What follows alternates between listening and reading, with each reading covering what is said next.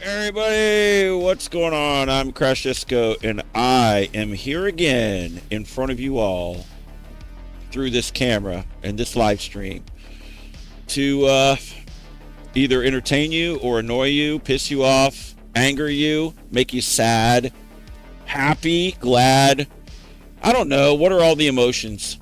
I think we go through them all here just a little bit. Hopefully,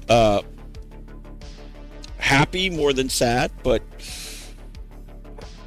happy slash annoying, happy slash entertaining slash annoying. Yeah, we'll just go with that probably because we talk about a bunch of shit that is annoying. I am not annoying. See, you thought I was saying I was annoying. I am not. Some of y'all are, though. It's just the way it is. Doesn't mean I don't love you. But, it is what it is. But, everybody needs love, too. Even annoying people.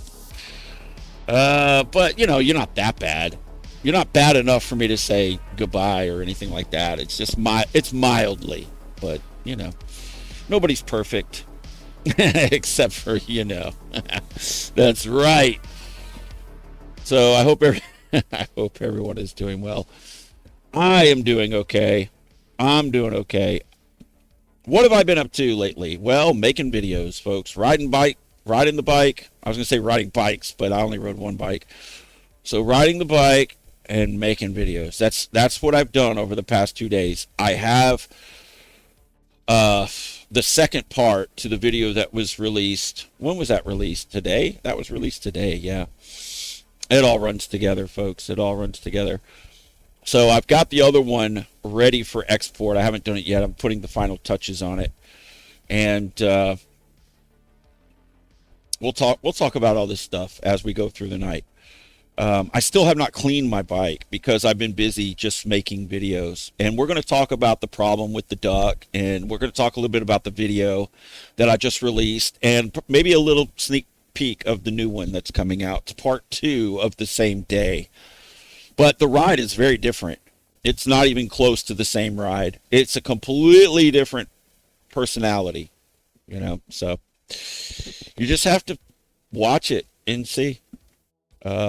This video hasn't done as well as I would hoped it to have done because I put a lot of work into it, a lot of the editing, and I put music in it, and I did a new style of intro and all this other stuff. And I was thinking, yeah, maybe it'll be cool, maybe it'll be worth the extra time. But the video doesn't get any more views on it, regardless. But so it's just a matter of I just felt like doing it. So, I can put a lot of editing in these videos if I feel like it and I have the time to do it. And sometimes when I make videos, I just don't have the time. It's better to just get them out, and not put all the intense editing into it. But with this one, I felt like it would be fun to do it. So that's what I did.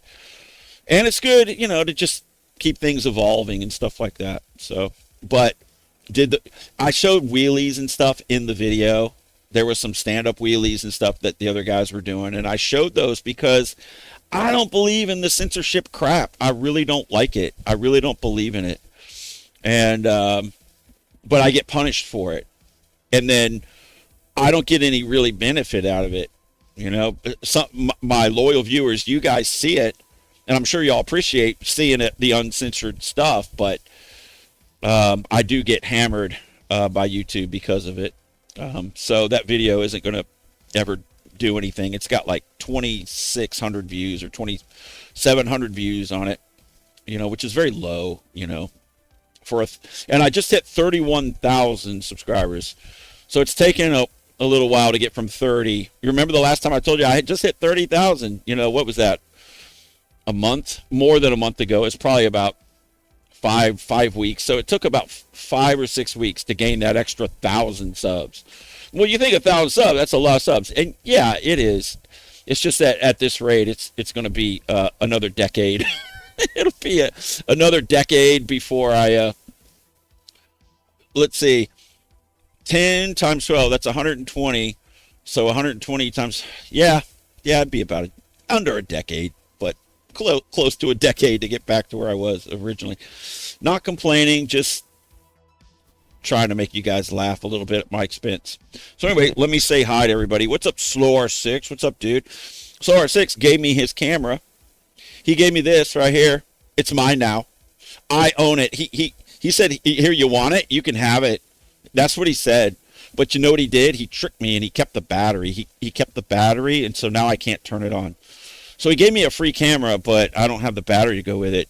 He was like, give me the battery back. And I was like, okay. Because I thought, well, I'll just plug it in, it'll work, but it did not. And his settings are atrocious on this thing. He's got it set to 120 frames per second, which made my editing software very laggy.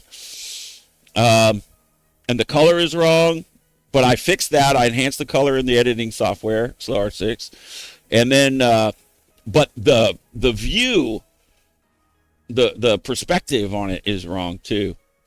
It's like really zoomed in. It needs to be backed out, like to a super view or whatever. It's like it had super view turned off. So it's really like boxed in, like really close, but it's cool. You still get to see me from another perspective, which I do appreciate very much. But as soon as he gives me back the battery, I'm going to go through it and hopefully make some good adjustments on it. So I don't know. It's a DJI camera, and I've seen good video quality come from DJI, but the GoPro, like if you look at my video and then you look at the one on the DJI, it's just because of the settings are off. It's not because it's a bad camera. It's my camera now, though. I've got it. It's right here in my hand. It's mine. It belongs to me. It's all mine. Hand over the battery. No, I'm just kidding. He did not give it to me. He just let me borrow it. As y'all already know. As everybody already knows. So anyway, Seth is here. What's up, Seth? What's up, Bez? Good to see you. Kit Carson is here. You notice the stand-up wheelies? Yeah, they're kind of hard to not notice those, yeah. 02 wheels. Keep at it, Goat. I found your channel in the comments of a video from another YouTuber. YouTube definitely didn't suggest you to me, which sucks because you're one of my favorite riders to watch. Well, I appreciate that very much. And y'all, you see what he's saying. I mean, of course, you're not the only one that has let me know. I mean, I could tell because I've been doing this for a while, and I have hardly any growth at all. And the videos are good, as you said, and I appreciate you saying that. But yeah, they're just as good as anybody else's, and better than some. And then, you know, some are good, some are, you know, they're all pretty close. That's all motorcycle freaking content, but not too many people ride like I do and show the type of riding that I do. And that might be why I get freaking hammered. But this is just the reality of riding, the way that we do it, you know, and that's just the freaking way it is. I don't know what the future is going to hold, you know, as far as like different, like changing the content or whatever. But the ZX10 review video did pretty good. It's like up over 30,000 views, which is really strange for my channel because of the restrictions. So, but I appreciate you watching the videos, bro. I really do, and telling me that and leaving that comment, because that people can hear me say it and they're like, oh well, you know, he needs to work harder, you know, he needs to edit his videos better, blah blah. They're not shadowbanning. They don't even know they don't give a shit about him, you know. They're not shadowbanning him. It's just other people work harder, you know, and you know, he just whining and complaining about something that doesn't exist. But then when people like you come in and say, oh no, you definitely weren't recommended, I had to find you through other means. That's the way it is. Yeah, that's how it goes for me. Nothing ever comes easily for old Goat, except for kicking ass on the bike. That's pretty easy for me because I'm a natural. Absolutely, I'm a freaking natural. I was born to do it. I've done it for so many years. It's like child's play to me. It's just so easy to do. But everything else is very difficult. Everything else. Holmes, what's up, Holmes? Says Goat, have you ever been splitting and it's like so tight that you have to lean the bike to avoid hitting the mirrors? Yeah, I've actually hit people's mirrors before. Oh man, a long time. Hey, Linnell, I see you. One time I was coming home from a bike night, and I did a split on the R1 that was just crazy. It was absolutely crazy. I was just freaking moving, and there were cars that were kind of just barely staggered like this, and then I was just flying, and I just tucked in right in between them. And I was thinking, oh my God, like I really need to stop this. After I made it through, I was just like, there was no reason to do this. I was just like, I just went for it, right? I could have been smeared all over the road on that one. But I made it through. My calculations were correct, but I was riding down, I was moving and stuff, and I didn't really pay much attention. But then when I went to look in my mirror, I still had the mirrors on the R1. Wasn't long after I got it. And then the mirror was pushed back because it had actually contacted one of the cars, that I lane split. It was that close. It actually pushed my mirror back on probably their mirror, if I was to guess. I don't know. And the people in the car are probably like, holy that probably scared the shit out of them. That was so wrong to do. I don't do that. I'll still lane split, and that probably scares people, but not if it's that tight. No. But that one was a close one. So yeah, have I ever had to duck and dodge? One time I was doing a lane split, and a car came over, and I was on the R1 too at that time, and I just moved. I can't even describe it to you, what it was like. You have to be freaking quick, folks. You got to be quick because things can change very quickly. You got to be ready. You got to be ready.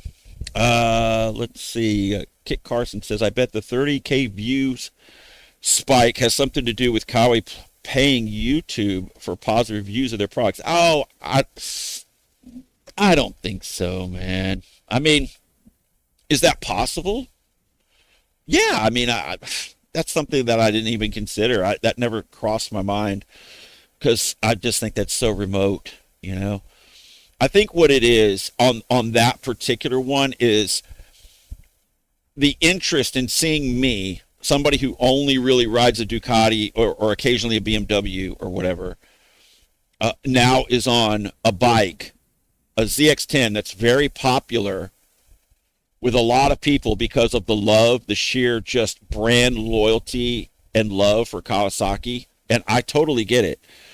Because they have the ZX6, which is super popular, and then they have the H2, and anybody who's riding a ZX6 is loving their ZX6, so their automatic next bike that they're dreaming of is the ZX10, or even in their wildest dreams having an H2, but they just kind of got their eye on the ZX10 next. And so all of those ZX6 lovers are going to automatically be interested in watching someone like me do an actual real world riding test of the bike according to how I ride, and I just think that that's just the power of the brand loyalty and the interest in that particular bike, in combination with the lack of ZX10 content on YouTube. You hardly see any of it. Nobody's riding a ZX10 that's making content. It's all BMW, and then there's some Ducati, and then you've got other bikes like Gixxers and R1s and stuff like that. But you very, very rarely and not too many people have the Hondas either for some reason. The Triple R is expensive. It's over 30 grand. So that kind of puts it out of reach for a lot of people.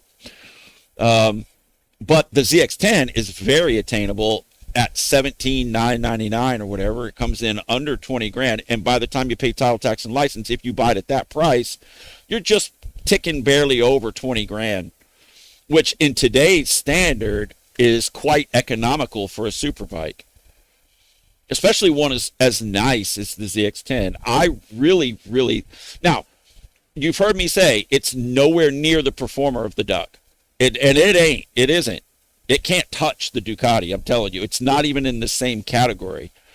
But does that make it a bad bike inherently on its own? Absolutely not. It's a fantastic bike. It's just the Ducati is where the ZX10 is awesome. It's a fantastic machine. It would be. I even said it in the video. I said this is a ripper. This is a dream bike. It's an absolute dream bike to own that. Anybody that owns a ZX10 will be extremely happy with it, I would guess. Because if I like it, if I can get out of some enjoyment and entertainment out of riding it, especially after riding the Ducati, that says a lot about that bike. Not that I'm super picky, particularly picky. It's not that. It's just that whenever you have a certain level of performance, and then if you ride something that doesn't reach that level of performance, it sticks out quite a bit. So it has to have something there. The way it does it, and the enjoyment factor, and how you feel when you're riding it. What is the experience like? If it's down in power and it's down in flickability, that kind of stuff, what are the other characteristics that supplement in those other areas that still make it something that you would want to own? One is the price. Two, it looks fantastic. I don't even care about the 3-blade wheels, but those aren't that great, but it's not a deal killer. The smoothness of that bike, the smoothness and the healthy sound of the motor, I can't tell you enough about how smooth the bike was. The quick shifter is like precise and fast. I thought the brakes were good. It has Brembo brakes on it, at least in the front. I don't know what's in the back. Probably not Brembo. But and the other thing is the stability. It wasn't as flickable.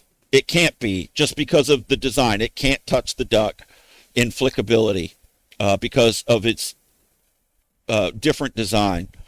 But what makes it not as flickable makes it super stable in the turns. Once it's locked in, it's locked in. It isn't moving around or messing with your mind or anything, or zapping your confidence because of the way it's shimmying or dancing around. No. Once it's locked in, it's just like you can just wail on it. And those are all really strong positive marks for that bike. And I walk away after riding that bike the way that I did, thinking I would be very happy and feel very lucky to own one. So, and I'm very thankful to my buddy Rob, because I didn't ask to ride his bike. He offered more than once. He said when he got it, he says, "Look what I got." He goes, "Yeah, you're going to have to ride it and do a review on it sometime." This was a few weeks ago, like right when he got it. And then when we were out riding in the country, I even put it in the video. Y'all saw where that dude crashed. At the end of the video, he goes, "You want to take it?" And I was thinking, do I? Because I was thinking, I don't know, I was kind of thinking about it, and I thought, you know what? Yeah, let's do that. And then when I got on it, or when I was dropping it off, I was thinking, okay, well, for the next day or half or so, I'm going to suffer a little bit by not having the Ducati or whatever. And then when I got on the bike and started riding it, I was like, wait a second, this is really quite nice. So it exceeded my initial expectations for sure. Yeah. I really enjoyed it quite a bit. And special thanks to Rob for it. Y'all got to see that because of, and I got to experience it because my buddy Rob, just a good friend, really good friend. So anyway, BDE, what's up? Hope all is going good, everyone. That's cool. Seth is leaving. Okay. Pitchfork Peasant. What's up, dude? Kit Carson says, "Go. I'm considering pulling the trigger on the V4S as an owner. Is the Ducati tax worth it based on the performance of your bike? If I didn't think so, then I wouldn't own it. The Ducati tax is high," referring to, what are we referring to when talking about the Ducati tax? the cost of ownership, right? That's really what it is. After you buy it, say you buy it cash or whatever, and then what is it going to cost you to keep it maintained and functioning properly while you own it? Now, most people don't put enough miles on them to even do the first Desmo, which is at 18,000 miles starting on the 22 model, which is what I own. It used to be 15. Then they bumped it up to 3,000 more miles. And that's going to run you anywhere from $2,000 to $2,500. Some estimated, could be more or less, but that's the range. Once you hit 18,000 miles, you are going to have to plunk over 2,200 bucks or whatever, right? For the Desmo service, which includes other things besides just checking the valves. But that's the main reason why you do that. But before that, they have a maintenance schedule, like your annual service. And then, of course, if you don't do your own oil changes and that kind of stuff, all of that stuff, if you have the dealer do it, is going to be very expensive. But I do my own oil changes, my own air filter, your basic stuff like your chain adjusting and all that stuff. Do you know in the manual, I've got the manual right here, and I'll pull it up so you can see what I'm talking about. This right here, it says for chain adjustment, take it to the dealer. It says take it to the dealer for your chain adjustment. It doesn't even tell you how to do it, if I remember correctly. And it is tricky. It is different. It is different on this bike. So back to the original point, is the bike worth it for the performance? If I didn't think it was, then I wouldn't have the bike. But when I bought the bike, I wasn't really worried about the extra cost of it. And it has been. But if you buy the brand new one, you get a 2-year warranty from the factory, and the experience that you have as a client of Ducati is unlike any other that I've ever experienced, whether it's a car or a motorcycle or anything. You get VIP treatment because you're a Ducati owner. You are a VIP in their eyes, and they really follow through with that. Now, both dealerships have always treated me exquisitely well, very well, whether it was Mancuso Power Sports Southwest or V1, the two dealerships that I use. They have both, done their best to take really good care of me. But the limitations when it comes to service is there's not a lot of technicians, but there's a whole shitload of bikes that need worked on. And therefore, you're going to wait. And that's what I'm currently in the process of mulling over, is what I'm going to do. If I'm going to tear this bike down myself, like take the tank off and everything and try to figure out all my connectors and see if the grounds are tight and this and that. It's kind of a big job. The other night, I pulled the fairings off and I checked my gear shift indicator. I need to get a new gear shift indicator just because the wires are all taped up now because I repaired it and stuff like that. But I really need a new one. It cost about $120. I need to get one of those. I guess the oil just disintegrated the wires because it's right there close to it. And but that's not what's affecting. That's not causing any problems. But it needs a new one. And then I took the fairings off. I was looking at that, and then I noticed that there was a wiring loom coming down inside the subframe next to the tank. And it looked like it was a little out of place because in all my years of owning the bike, I'd never seen a wire loom go through there. But that wire loom feeds the tail lights, and then underneath is the connector for the computer connector for it, the data bus connector. I don't know if it's a data bus, but it's the data port where you hook up your diagnostics tool and stuff like that. That's what that harness is. And I was thinking, man, if that thing's because it looked a little tight in there, it looked like it might be getting pinched a little bit. And then, so I unbolted the tank and just kind of moved it and lifted it slightly up to where I could get to that wire harness and kind of move it and shift it. And then I didn't want to go I didn't want to take the tank off and go into all that stuff. It looked like a whole bunch of works. So I was like, hopefully, and I was thinking maybe just moving this wiring harness or whatever. And I checked my gear shift indicator and this and that. And I rerouted some wires down on the side, the ones that controlled the kickstand switch, the gear shift indicator, and then there's the the O2 sensors wires, and I re-zip tied and packaged all of that stuff up. And I was thinking, I hope that might fix it. And then when I go ride it, it didn't fix it. And I was thinking, God dang it, because the bike does kind of cut out a little bit whenever the light comes on, and it's frustrating.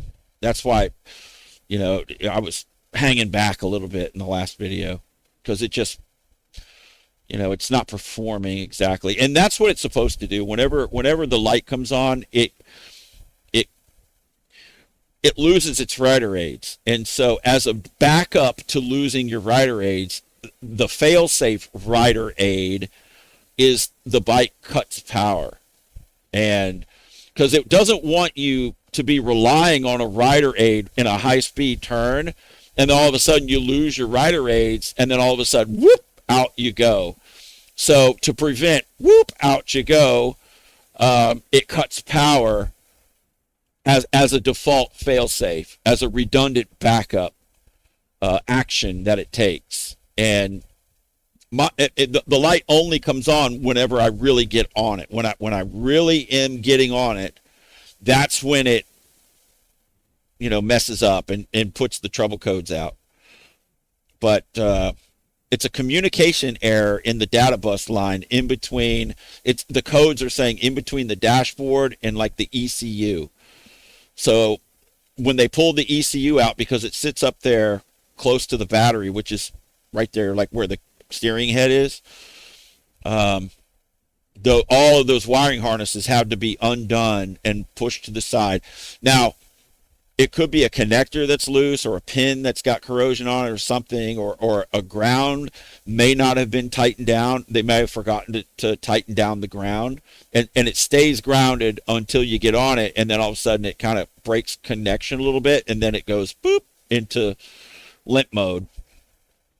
And because there's several codes popping up, it's not like all of those things are failing necessarily. It's likely just a connector or a ground. It's not like there's any failure of any of the components. It's not that. It's like a connection issue is what it is. And then like whenever they pulled the harness out, because my bike's not exactly new. It's had a lot of heat cycles on it, and maybe a wire, worst case scenario, a wire broke inside of its jacket somewhere, and that can happen. It's unlikely. It's highly unlikely, but that could be, and that's what kind of worries me a little bit about looking at it myself, because I could tear it down. I could get to all the wiring looms, but how you have to do this, you have to take all the fairings off. You have to take the tank off, and then you have to get to some of them. They're not all completely visible on the top. Then you have to take the air box out. Then you might even have to take the throttle bodies out and stuff to get down in there to all that stuff. And that's like most of the Desmo service, right? I mean, a good portion of it, because you have to take the subframe off too. And so if I did that, it would take a while to do. And when I was working on it, was Saturday night, and I didn't want to get into it that far. It was like 1:30 in the morning by the time I put the fairing pieces back on and came inside and took a shower. And I knew that I was going to go ride on Sunday, because I want to make content, right? So I couldn't go into it. I just didn't have the time to go into it that far. And then I go ride on Sunday, and then when I get back, then I start working on the video. I squeeze it like a nap in, like a 30-minute nap, while the video files are offloading onto the computer from the camera. And then, of course, I shower and eat, do all that stuff. And then I just work on, how long it took me to make that video that I released today? Over 10 hours. not including the writing. Like once I got back, I finished editing that video probably like close to it was like 2 in the morning. And I got back from writing like around 2:30, something like that. So it was past 2 in the morning. That doesn't even include making the thumbnail, which was probably one of the hardest parts of that video, was picking a thumbnail because the AI wasn't giving me shit that I liked or whatever. So, and I've gotten lazy. I don't want to make I can't make a thumbnail as good as the AI when the AI works properly. But when the AI isn't cooperating, keeps giving me crap, then that's equally bad. It's frustrating. So anyway, that is the Ducati. I just kind of went in. Is the Ducati worth the cost of ownership? Look, it's had some issues along the way, but all bikes have issues. And this bike has been extremely reliable. I have 45,000 ripping miles on this bike, like shredding miles. I don't ride this bike and just cruise. There's very little cruising miles on this bike. And it's got 45K on it, and you see how it performs. Even when there's a problem, it still can get up to 190 plus miles per hour without any trouble. Even whenever it's popping error codes, right? I don't think, am I supposed to do that? I don't think I'm supposed to do that, right? Only one time on Sunday did it really cut out, and that's whenever I was coming into a turn at, I don't know, 165 or so, and then it was like no. It just shut down. And that was right before the dust cloud. I never saw anything like that before. And in the video, that dust cloud that we went through doesn't do it justice. In real life, when we were out there and I saw them riding through the dust cloud, I was thinking, what the hell is that? And I didn't know if there was a problem in the road or something, so we all slowed down. And then, I mean, it's weird. Look, so my bike went into limp mode, which slowed me down and made me just kind of hold back, right? Because I was leading. I was out in the front. And I don't know, the group seems to like it when I lead whenever Alec's not around. And we saw that dust cloud, so we slowed. But there were some people ahead of me at this point because I had already pulled back. And they were up ahead. I saw them, and I was like, that's weird. I've never seen that before. And then the next turn, they just kind of passed through it and then picked up speed. And I was going, I'm running them down. I'm going to catch up to them. So I was coming in much hotter, making up ground. And then all of a sudden, the frickin' turn is saturated with water as we're all turning into it at high speed. And it was wild, man, because it doesn't look that intense in the video, but I will tell you, in real life, whenever you're diving into a turn at over 150 miles per hour or whatever, and those turns are sharper in real life than they appear on the video too, by the way. A lot, sometimes people are like, no, it's all straight line riding. Like, what the hell is wrong with you? We go out on these routes because they have turns, but they are sweepers. So if you do go really fast on them, that's how you can, but they are tighter than what they appear on camera. And when you're diving into a turn at 180 miles per hour, these people leaving the car, I know I always bring this up, but because it is frustrating, the how people can be sometimes, but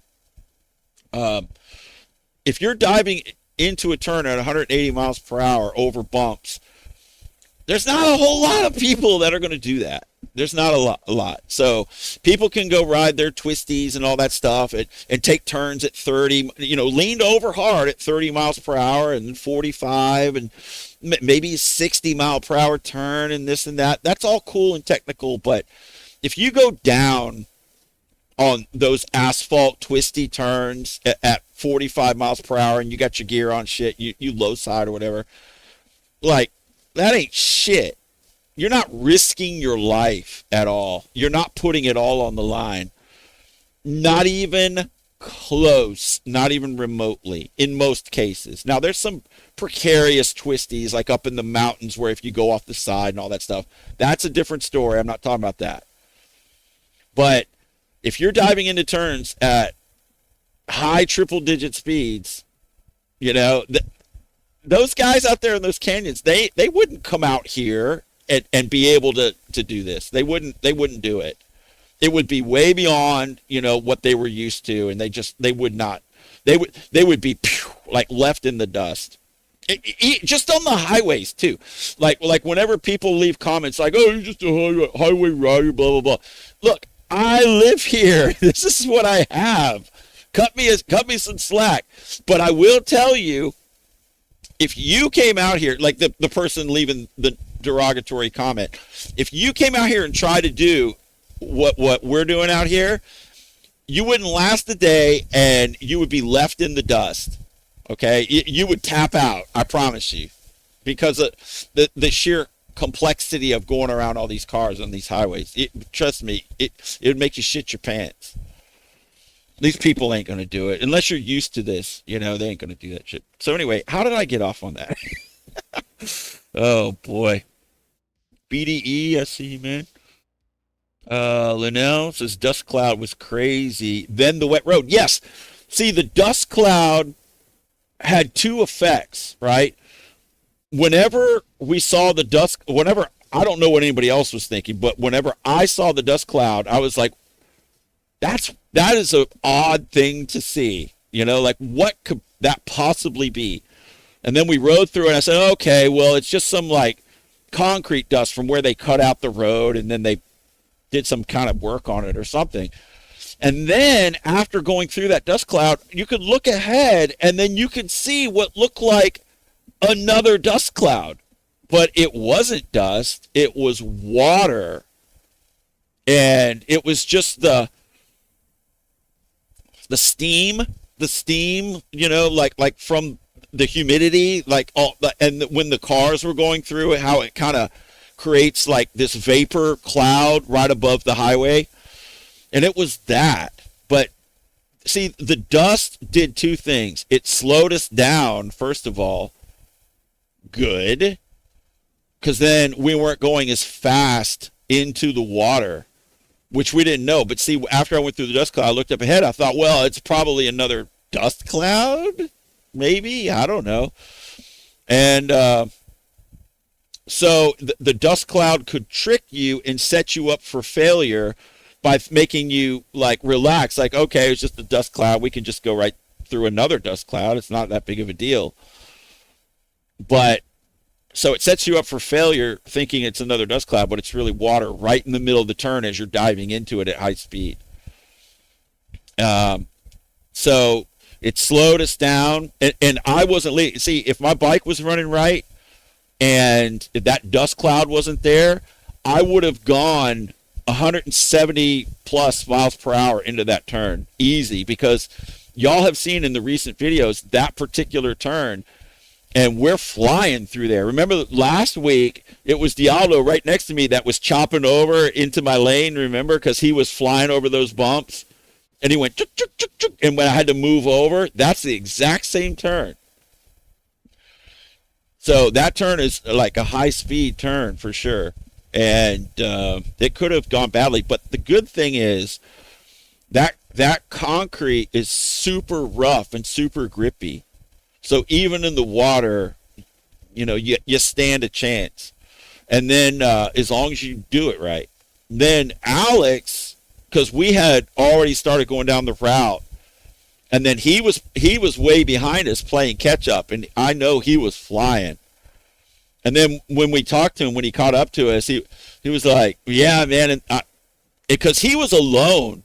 There wasn't anybody riding with him. He was by himself trying to catch up to us. So he came into that turn probably hotter than anybody.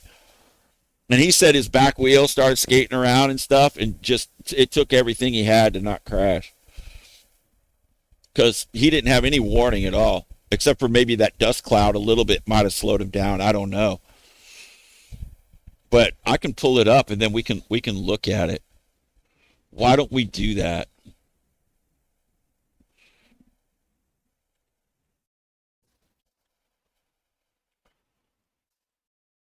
I drank a freaking whole bottle of freaking water right before I came on here because I was thirsty. Oh man, so if I have to duck out on you guys, just you know why. So look at this. Here's the thumbnail. I'll show you.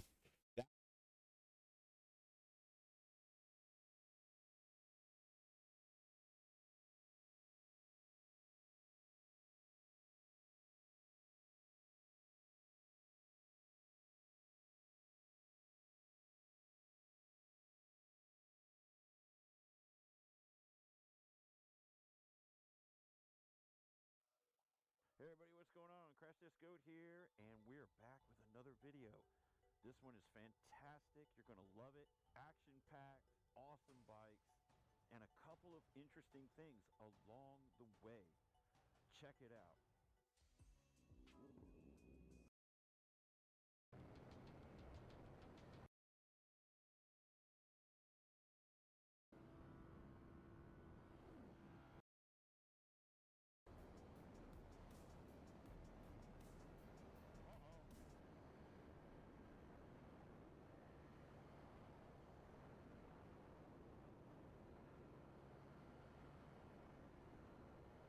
Mike, gotta go to the shop. It's cutting out on me.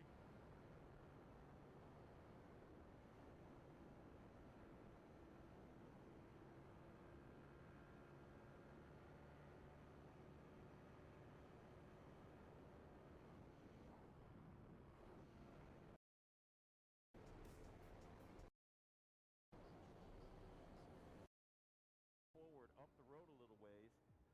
What's going on?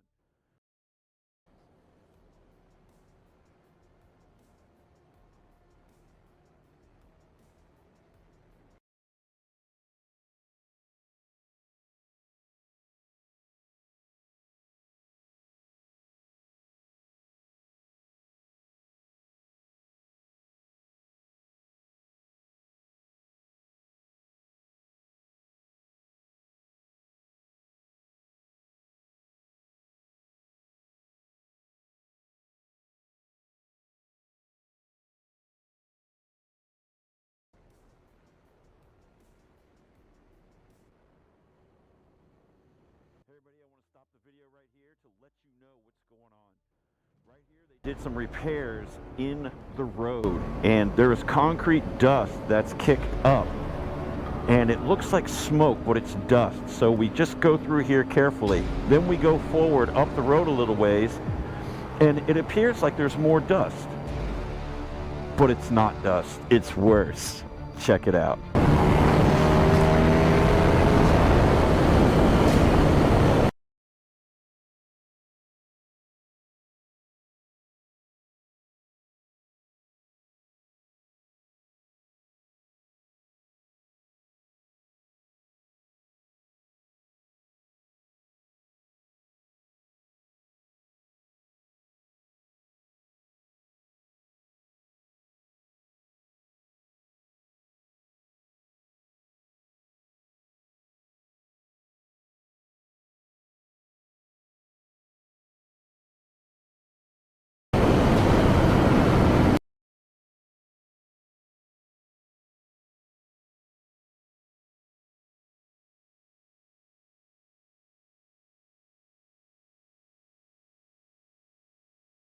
Sorry about that, y'all. Yeah, I had to restart my computer and then I forget. I forget. I'm sorry. Thanks for the reminder, Linnell. I see you. Okay. All right. Sorry about that. Okay. So I was sitting there just saying that this is a lot more of an oh shit moment than it appears on camera. Normally I dive into this like look at that dust cloud. See that? Like you can't see through it. It was so thick that you can't see through it. And we just rode through there and like why is there dust all kicked up here? You know what it was from? They had worked on this and then they didn't sweep up the dust, the concrete dust that they were cutting into the concrete. So now just the wind blowing back here, not just the cars and the bikes going through, but just the breeze was kicking it up. It was bizarre. It was absolutely weird. So then, up, and it looks like now we're going to pick up speed. So we just go through here carefully. And this guy's looking at me like, what are we doing? Stopped it perfectly. And he's like, are we going for it? I'm like, yep. So I'm not pegged here. I'm just lightly picking up speed. Because normally I'll enter this turn at least at 150, 155. But it's not dust. It's worse. Check it out. See, I'm under hard acceleration now. And then I see the water. And I'm just trying not to slip out right here. Doesn't look like much in the video, but if you are coming into this turn at 130 or 140 miles per hour, and this turn is sharper than it appears on camera, especially at that speed, you just don't want to slide out. Because you can see the shiny spots? That's where, like, quite a bit of water, like if you look here, and you can see some texture spots, but then you see some of the darker shiny spots, that's where water is deeper. And then you can be fine on the texture part, but then if you lean over and then you hydroplane just slightly going over through one of these puddles, that's when, whoop, out you go. And you'd go down there, which is just like a grass berm type runoff. But then you've got these signs here that you could slide into, and if you hit one of those with your body or something, it could cut you in half. These signs are dangerous, but they're designed to let you know to turn left, turn left, turn left. But if you hit one of these on your motorcycle, it's going to be bad because that's thick steel.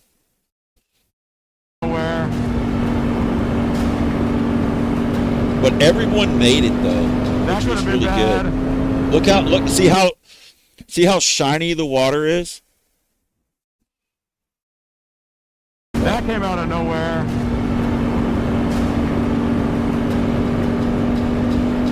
That could have been bad. Like right here. You see that? This was a heavy downpour that just passed through here. And you can see the reflection. And you see the reflection off of his bike right here. It's not just wet concrete. There's water pooled here. That's water pooled on the road. That still might be. Look, you can see that turn. That is a very significant turn.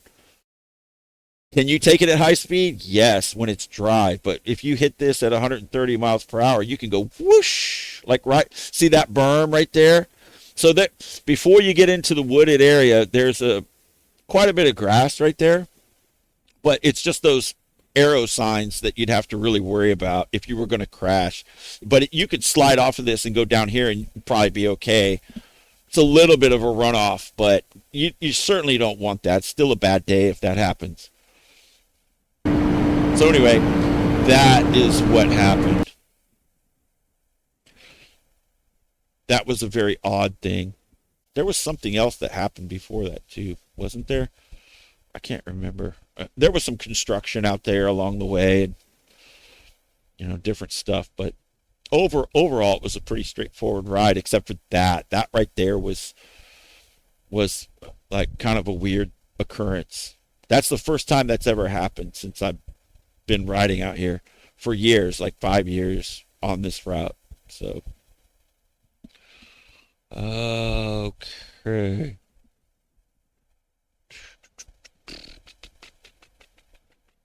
Z says fresh water and oil on the top. Yeah, because, well, because it's the tollway, it seems to be less bad as the regular highway. Regular highway is really bad, but there's a couple. Some highways are worse than others. Like the one that I run up and down every single day going to and from work is very good. It's got good concrete. It's real grippy. It's very wide. It's newer than a lot of the other highways around town. But then if you go to another one, that's Highway 59. But if you go to Highway 45, 45 North, and I go up and down that road too quite a bit, it's older. And so the concrete, the gripping surface is kind of worn down a little bit. And there's more rocks showing that are in the concrete mix. When the top gets worn down, it goes down. And I've said it so many times, it goes down to the rocks. The rocks make it durable because once it gets down to the rocks are super hard, and it makes the concrete, the surface, once it gets down to that point, it makes it last a long time. But that surface isn't as grippy. And then there's a lot of nasty cars. Like on Highway 59, and I know this firsthand because I ride around this city, and I will tell you, the people that travel up and down, generally speaking, the cars and the trucks and the vehicles on Highway 59, the one I travel most, are all nicer. There's hardly any like jalopies or pieces of shit or ragged out cars. So they're well maintained. They're newer vehicles. They aren't leaking oil or fluids or anything like that as much. Now, there's still some out there, but the percentage is mostly nice vehicles because for some reason, traveling along that road, I don't know, just the people that travel on that road just seem to be driving nicer cars. And that makes the roadways better, right? But then on Highway 45, for some reason, there just seems to be a lot more pieces of shit on the road. It's like the area of town is not as nice, and so you get a lot of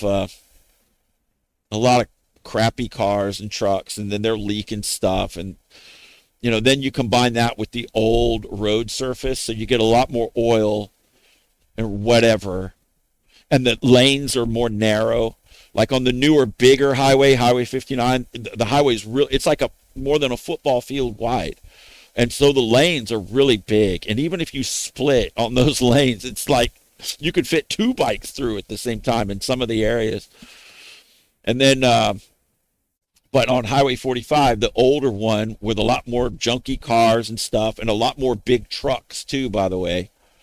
And the worn out road surface, there's a lot more oil on that ground and stuff too. But hey, man, I ride hard, no different on either highway really. It's just 59 is much easier, but 45 is more technical for sure because of these things. And I'll still freaking rip down that road. I'll go down it and go around the cars, and I'll split it, you just need to time your splits differently, but it's all doable. But see, I'm aware of these differences. See, I look at all of those things. I take now go. Why are you being so judgmental about what people are driving, and why did you even notice that? Like, what's wrong with you, Go? Are you some kind of a snob or some shit? Do you think you're better than other people? And like, why are you judging people by the kind of cars and the side of town that they live in and all that stuff? Come here. Do you think that doesn't affect you when you're riding a motorcycle? It does. It does. It absolutely does. What's out on the road will affect you. And so you need to think about all of the parameters. What is the likelihood? All right? What is the likelihood of slipping out? Is it more likely here or less likely here? Those are things to consider. Like whenever I'm out riding, that's the environment that I'm operating in. This is what I'm talking about. See, we talk about quite a bit of stuff here, but a book could be written on this. A thick book could be written on all of these parameters. Now, we touch lightly on the surface on some of these about how to read cars and predictability and this and that. It goes deeper than that. And this is one of those ways that it goes deeper, where you're actually looking at what types of vehicles are on what types of roadway. I don't even know if anybody else even thinks like this, but I do. I look at the cars, I see what's there. Are they likely to drop material?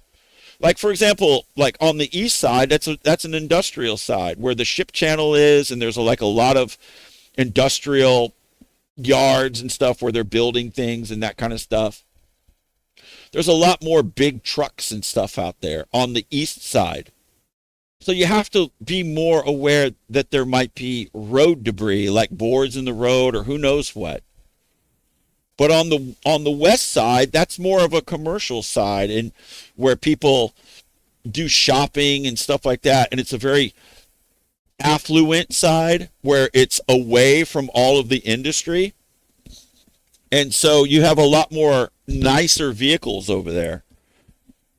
Not saying every vehicle is nice or well maintained, but most of them, like 90% of all, or more, maybe 95% of all the vehicles on the west side are of good repair and in good condition.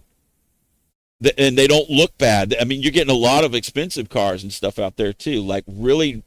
And I'm not just talking about like exotic cars or anything like that. I'm talking about just like Toyota SUVs and shit that costs $80,000. But they're new and they're nice and they're clean. And so on one side of town, that's what you're riding around. But then you go to the other side of town, the opposite side, like on the west side of 610 Loop, it's all these nice cars and stores and the Galleria, and then there's offices, and it's all like professional corporate areas and stuff like that. And then on the east side, that's where you have all like the blue collar type industrial jobs where they're fitting pipes and doing all this other stuff on the east side. And so you have a whole different set of vehicles on that side than you do the other side. Generally, can a vehicle from the east side drive over to the west side? Yeah, absolutely. But they're not really there like they are on their own side of town. That's just normal. It's just you're local to wherever you live or whatever for the most part. Or whatever your job is, right? Whatever type of work area it is. In the industrial side is going to... So why am I saying that? Because it matters when you ride a motorcycle to understand even down to the minutia like this. It just, you need to have a different state of awareness, given what's in the environment, wherever you're at. Now, if you're riding in a car, and you hit like a piece of board or something, and it takes your wheel out or something, you just pull over, you go, God dang it. Well, that's going to cost me, But if you hit that on your motorcycle and you go down, well, that's a whole different story, isn't it? So that's just what I think. That's just what I see. I don't know what other people think. I don't know what other people see or what they're considering and stuff when they're riding. But it's like know the road, right? We always say you need to know the road. What does know the road mean? Like where the turns are, like where it comes into a T and then you can only make a left or right, or where the intersections are. All of those things. But it also means like where are the dips and the hidden whoops and the uneven pavement? What type of road surface is it? Where's the potholes? Where has road repair been done? And how are all of these things going to affect you? That's all of it. But it also means what types of vehicles are typically found on this stretch of road or highway or whatever. It's all part. It's all something that we should think about. But do other people think about it? I have no idea. I've never heard in all of my years and all the videos I've watched and everything, I've never heard a single person say anything like that. Not once, ever.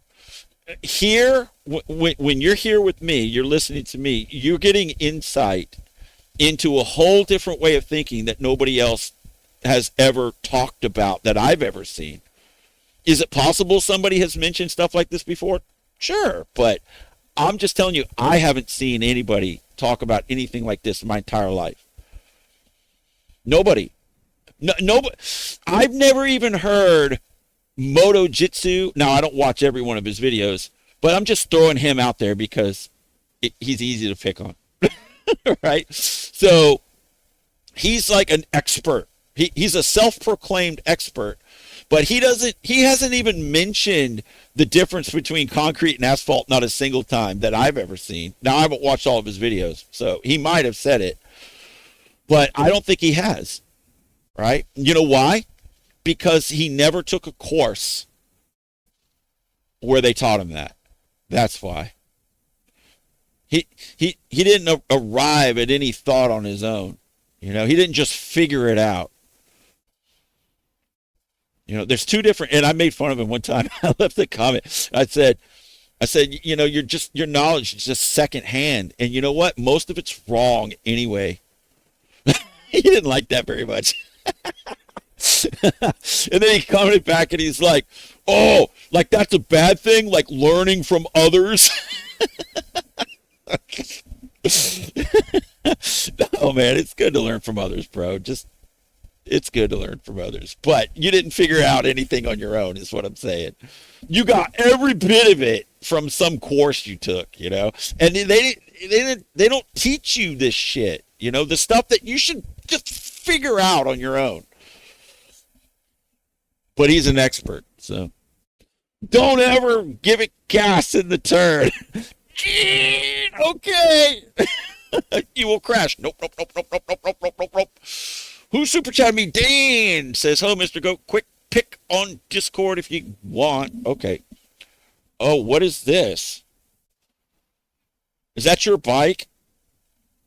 Is that your bike, Dean? And who is behind your bike? Okay, I'm looking at Dean's bike here, folks, with a female on the back side of it. Behind it, I should say. Hang on. I'm going to line it up here, get it right. Okay, let's see it. All right. So what's going on here? Is she adjusting your suspension? Or is this her bike? That's not your bike. Your bike's different than this one, right? Is that her bike? Is she riding that with no gear on? Like, what is going on here? What's going on here, Dean? What is going on here, Dean?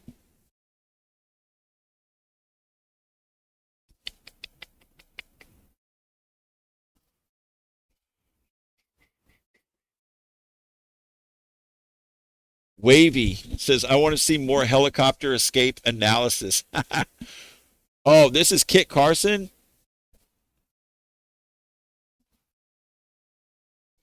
This is you, Kit Carson? You're a chick?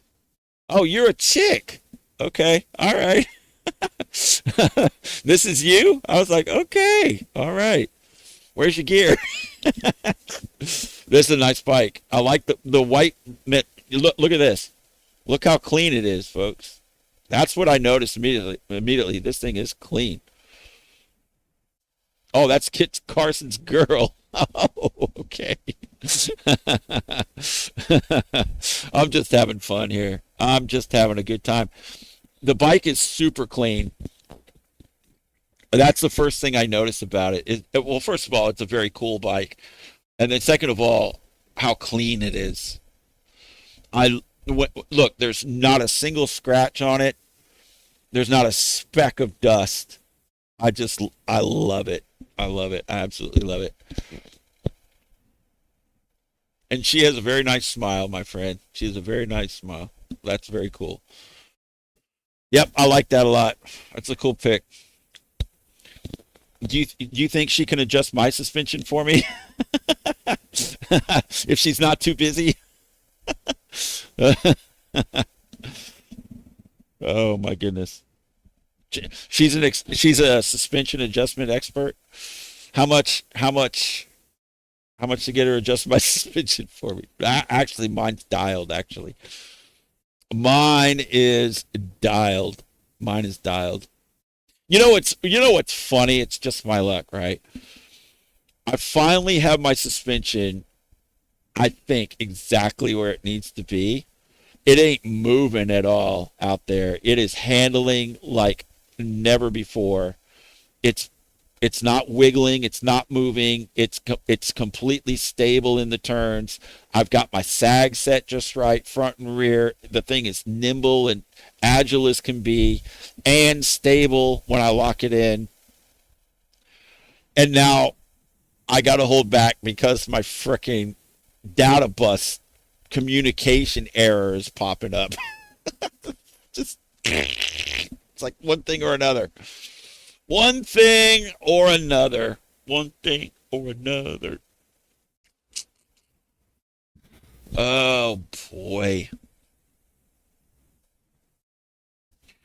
Sidewalk Star says he wipes his bike down after every ride. LOL, but he's a nutter.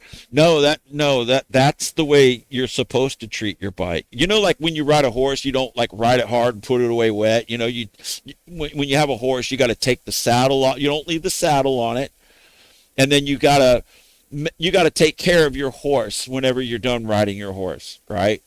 That's the proper way to care for your horse. Well, it's very much like that when you ride a motorcycle. But I will tell you, I have not cleaned my bike yet from riding it in the rain. Y'all haven't even seen the next video, and there's a lot of rain in the part 2. Same day, but a completely different ride. Scroll up above Kit Carson's photo. So this is your bike. Okay, since you gave me the $2, bro, I'll do it. If you didn't give me the $2 though, no dice. No, I'm kidding. So this is your machine. Yeah. But your wheels, sir. What is going on here with your wheels? Now you rode this bike across the whole country. And Dean, what are you doing, Dean? It looks like you got your wheels off and you're going to clean your bike, right? This is your horse, Dean. This is your horse. You need to care for your horse. Keep it clean, man. Gotta keep it clean. Gotta keep it clean, dog. Dino, what am I gonna do with you, Dino?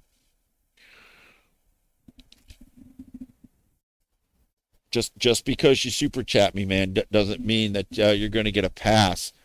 Doesn't mean you're gonna get a pass on the dirty wheels, bro.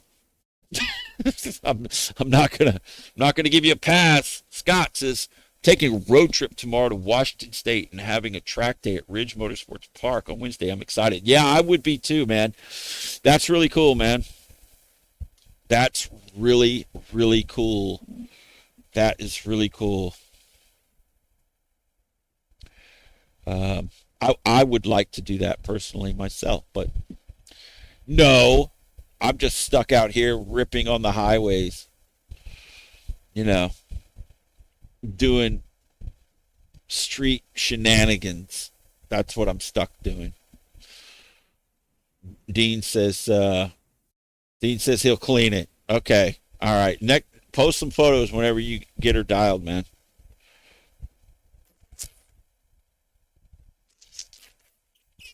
Freedom Rocks is here. Honda Dust Blade. Oh yeah. That's funny. Ill says, go. What did you do to the suspension? Tighten it up? Make it harder? No, what I did is I set the sag to its proper amount. And the front's easy because you can just put a zip tie on it. And then when you go ride it, And then if you have, you ride it pretty hard, you hit the brakes and everything, go over your bumps on your normal aggressive ride, then, you can see how far down your zip tie goes. And if you have like about an inch or so left upon like maximum braking and that kind of stuff, then your front preload is right. It's so easy. I mean, you can measure it too. I mean, it's not hard. Or what I did was I just asked AI. I said on my bike, I weigh this amount with my gear, and I ride aggressively on the street. What should my rider sag be? And it told me. And then I measured it and made sure it was adjusted properly, which I made a slight adjustment to it, and then I measured it, and it said, and I told it what it was, and it said, your rider sag is set perfectly right in the sweet spot for your suspension at your weight. And so that was confirmed to be good. And then I said, okay, what should my compression and rebound setting be, for this type of riding in my suspension setup for my weight? And then it told me exactly where to set it. It said, put it in fixed suspension mode, not dynamic, because the dynamic can't keep up with the bumps over high speeds.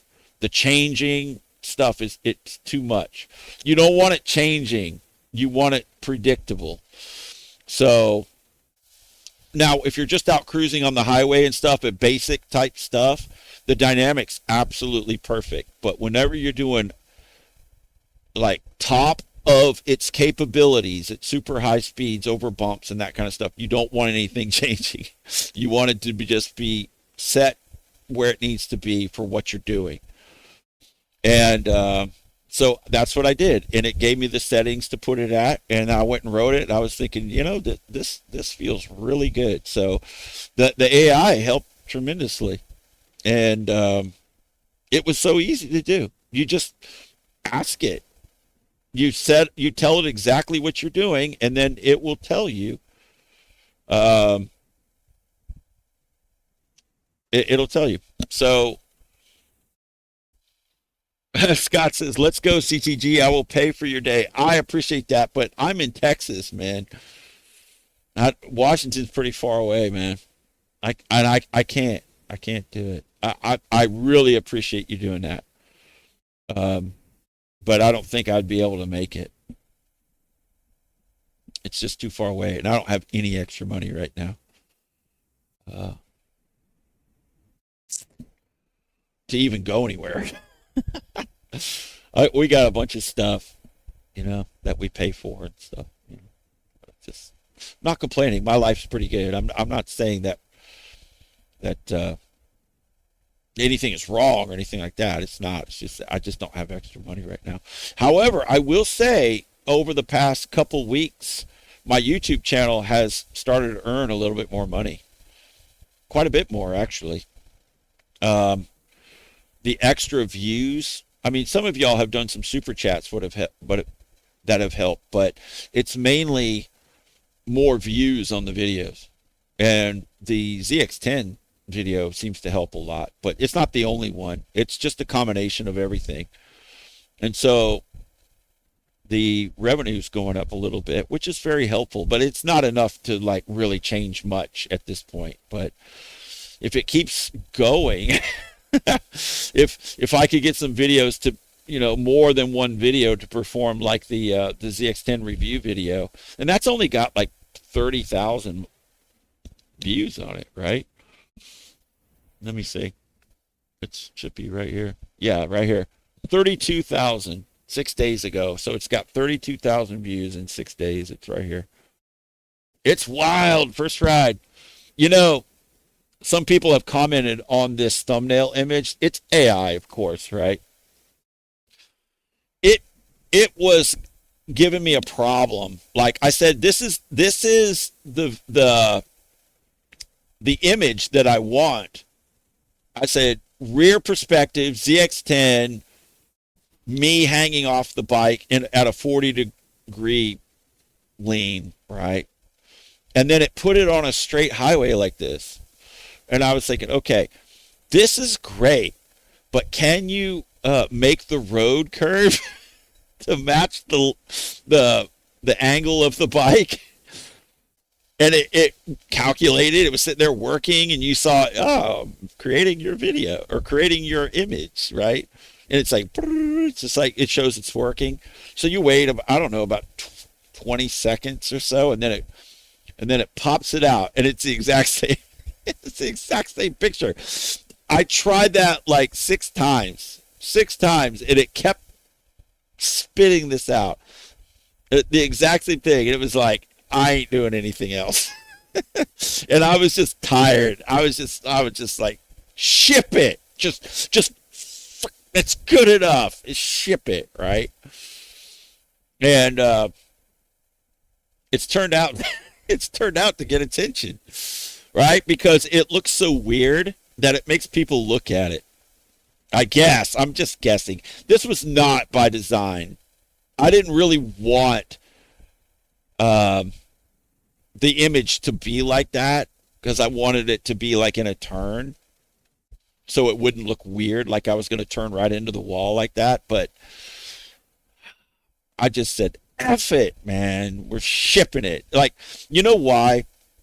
Because no matter what thumbnail I put on there, my videos are always restricted. They're always limited. Now, this one is performing better than the other ones. And like I said before, that's because of the lack of ZX10 content on YouTube, and just the interest in the bike itself because of the ZX6 being so popular and the H2, the Kawasaki loyalty or interest because of all of those bikes. So the ZX10's caught right in the middle between the H2 and the ZX6. And so people just love the Kawasaki's, which they have good reason for that. I'm a Kawasaki guy. Don't forget, this was my Kawasaki back in the day. I was Team Green too. I'm still Team Green. I love Kawasaki. I just don't have one currently. So I've always been a Kawasaki person, and I've had Honda before, and I've had 3 Kawasaki's in my life. I've had 1, 2, 3, 4 Yamahas, 1 Honda, and 1 Ducati. Right?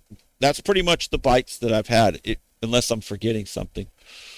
But my Kawasaki's, they never went to one had to get the valve job done on it.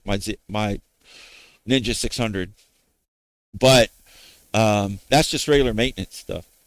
But my ZX7 that I just showed you the picture of, it never went to the shop once. It was like bulletproof, and I rode the piss out of it. Like I do all my bikes. All my bikes are high mileage. Why? Because I'm that type of person where I just freaking love to ride, I just love to ride. So that thing has over 32,000 views on it in less than a week. But that's unusual for my channel.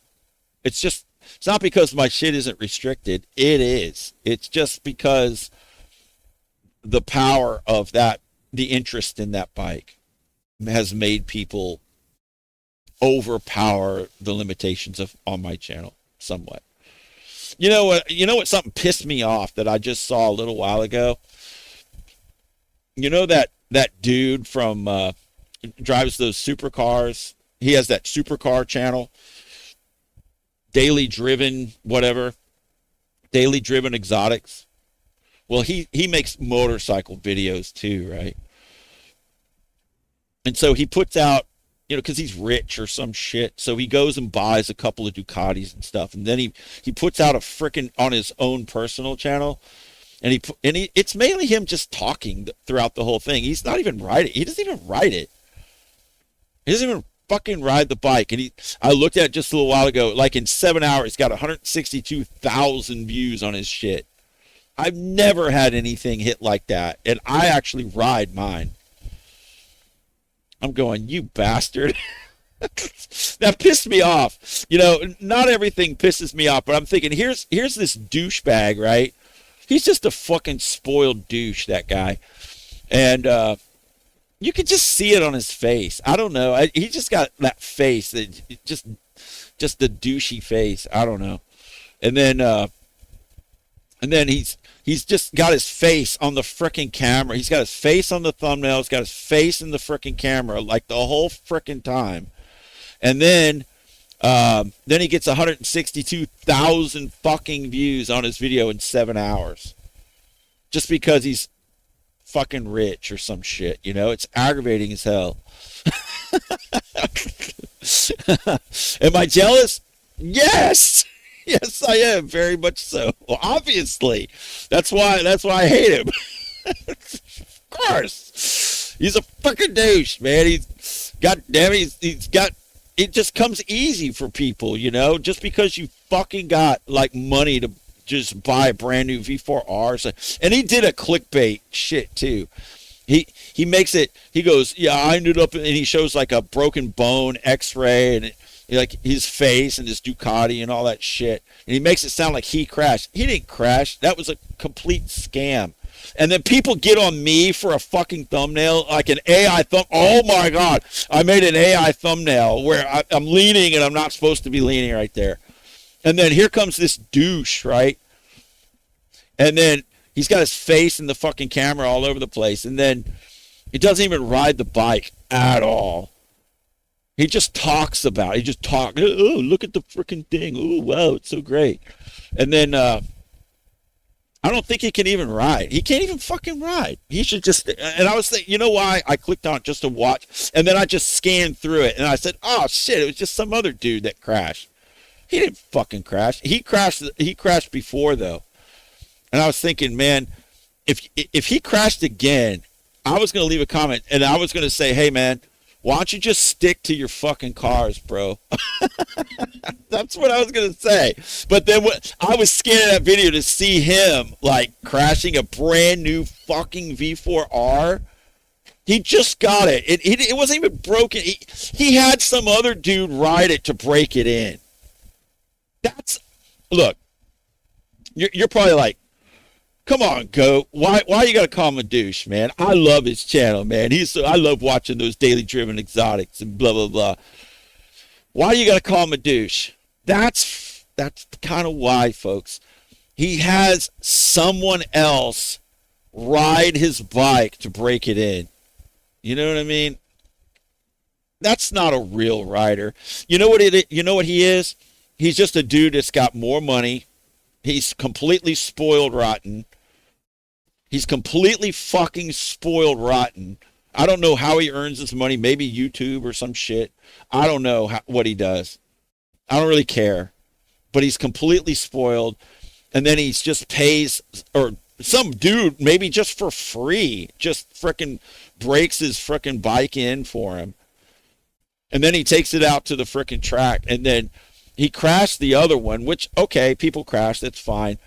He's not that great of a rider, I guess. And then he posted another video, and he says, "Oh, I crashed again" or some shit. But it wasn't him that crashed, unless I'm wrong, right? He didn't look like it was him. It looked like it was some other dude there at the track.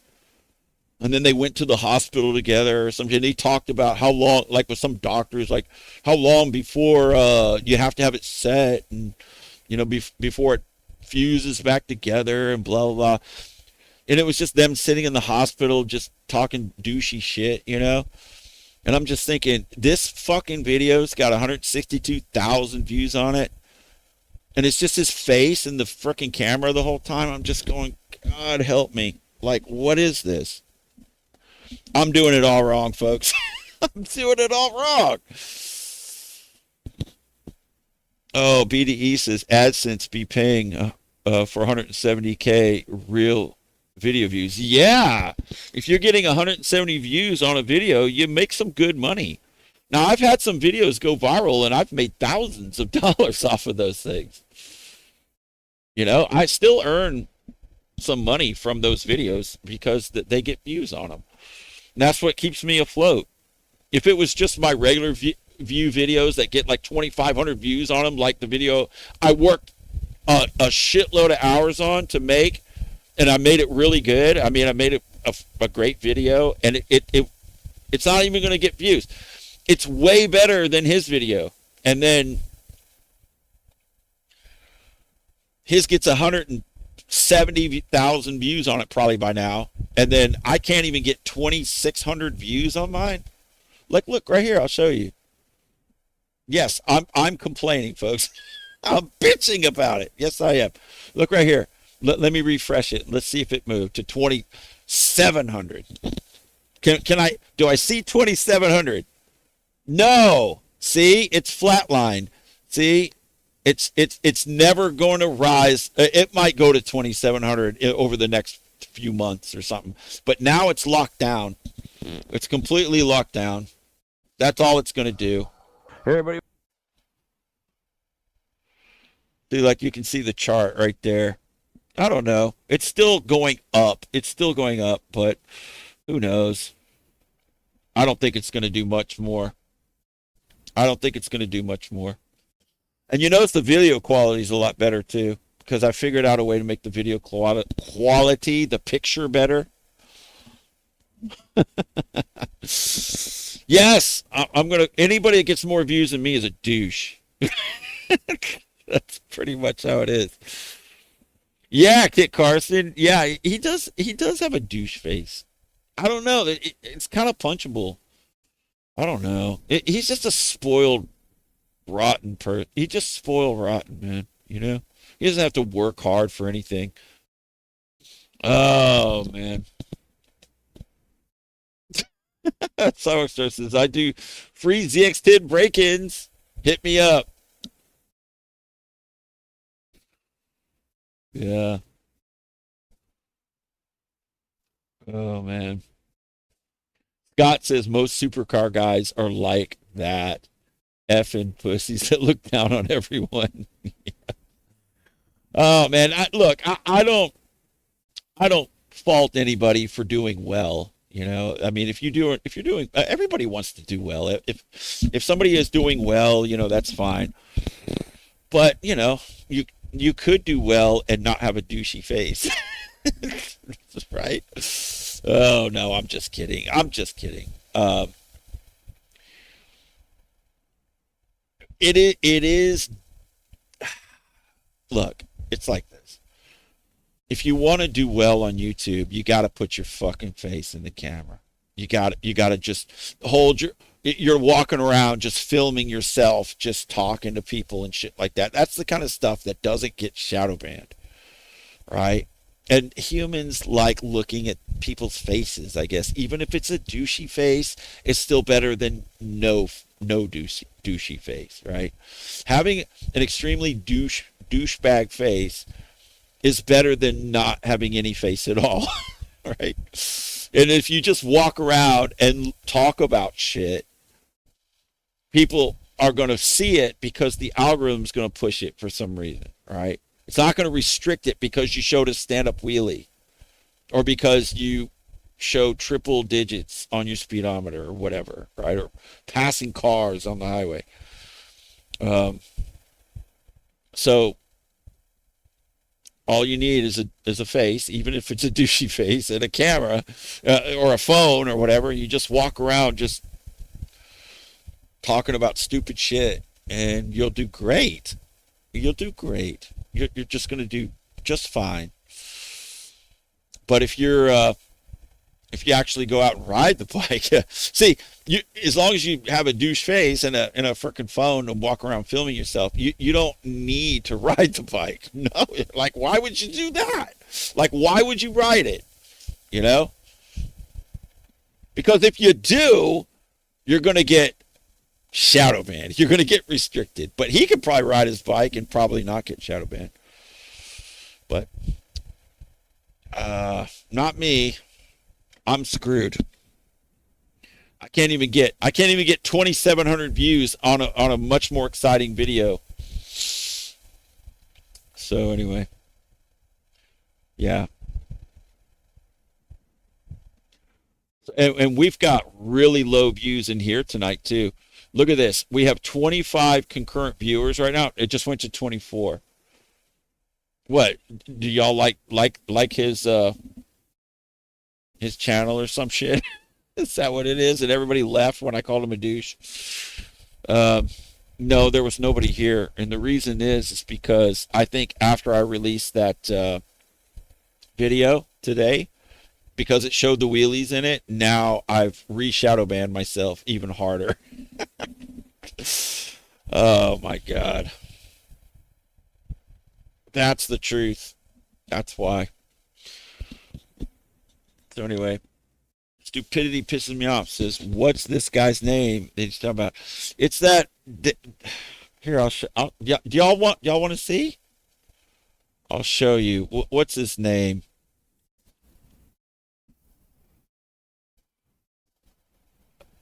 It's this guy, I think. Right? Did I remember his name right? Yes, I did. I hope nobody here looks like this guy. This one right here.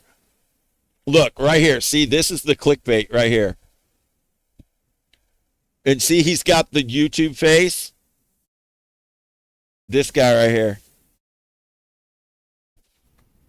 I don't know. He's just annoying.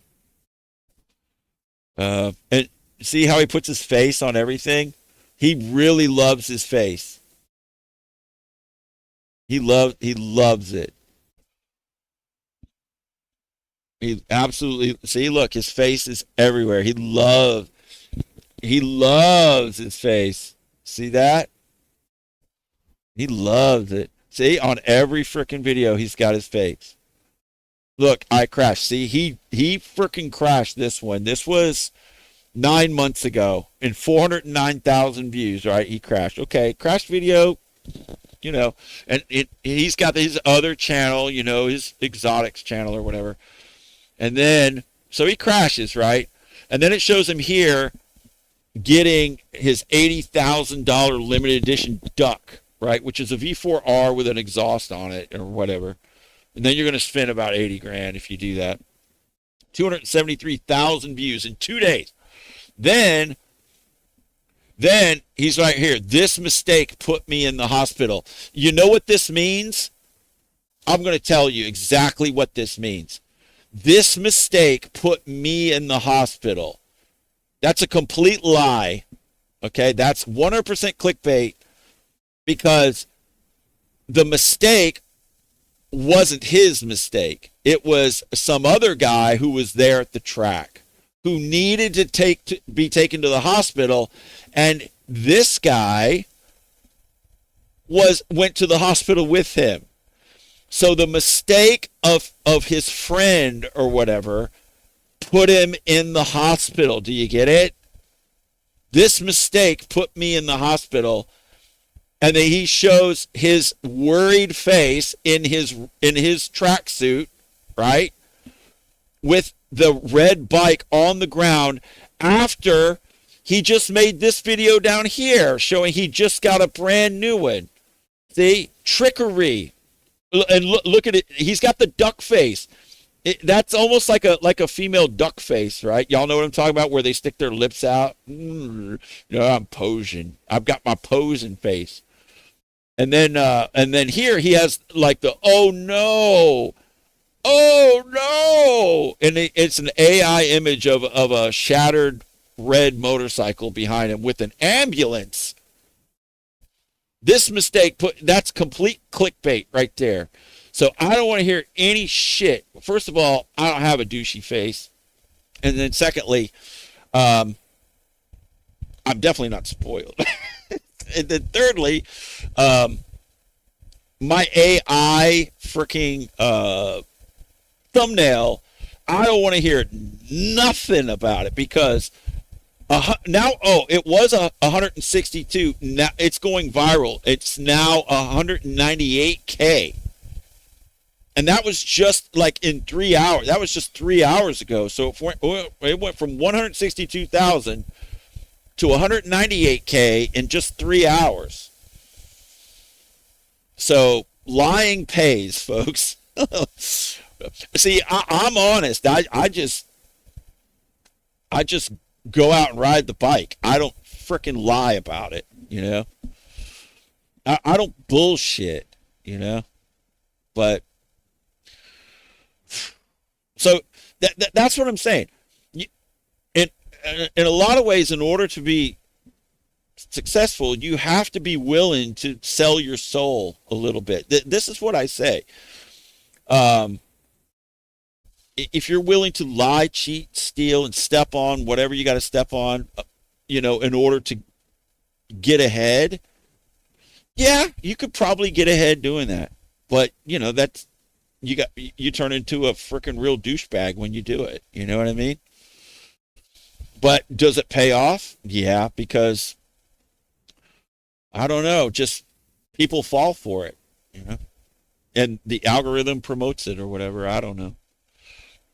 He's already got a lot of viewers, millions of viewers or whatever on his other channel. And so then when he makes this channel, and then he's like getting into bike content, and he doesn't even ride the fucking bike. And when he does ride it, he crashes it. But hey, who cares? I mean, he can afford it. Tommy Dillon. Those videos are for posers. Yeah. Exactly. He's a poser. 100%. He just got the money to front, he's fronting with all the frickin' cash. He's not a real rider by any means. He's like the exotic car guy, and then he films himself getting pulled over by the cops and shit. And then he like makes fun of the cops and stuff. Whatever. Sometimes the cops are right, sometimes they're wrong or whatever, but oh man, it is what it is, folks. It is what it is. Sidewalk Star says it's hard to find honest rider channels. I have a pretty short list these days. Yeah. Sidewalk Star says CTG followed, of course, Jixer Bra, Brian 636, and Fastlane D. Yeah.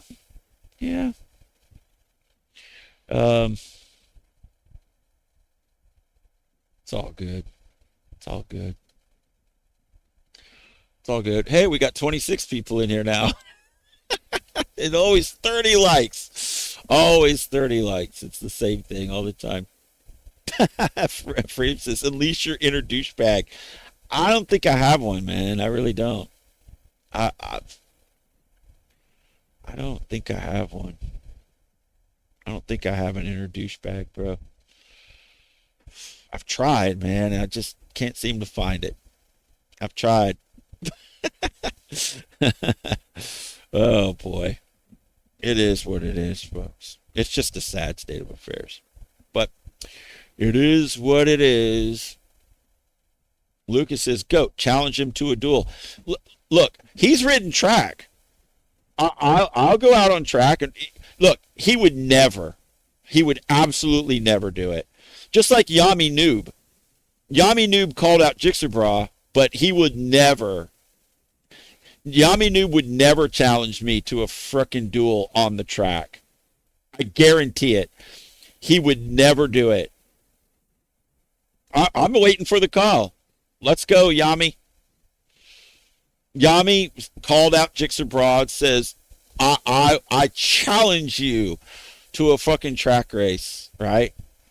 And, y'all saw how that went. But Yami would never, he would never challenge me. He would never do it. One of the reasons why I may have challenged Jixerbra was because Jixerbra was already pretty popular, right?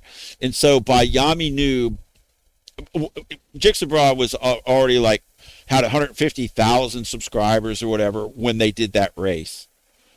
So that's a pretty potent following, and he was on the rise already. And then so Yami says, "Hey, look, I can maybe get some new viewers on my channel by beating this guy, right? Or doing a collaboration or whatever you want to call what that was."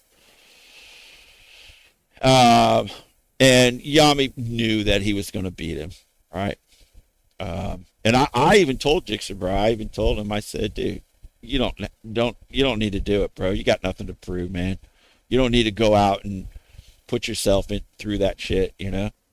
I told him, and he did it anyway, which is I certainly don't make look.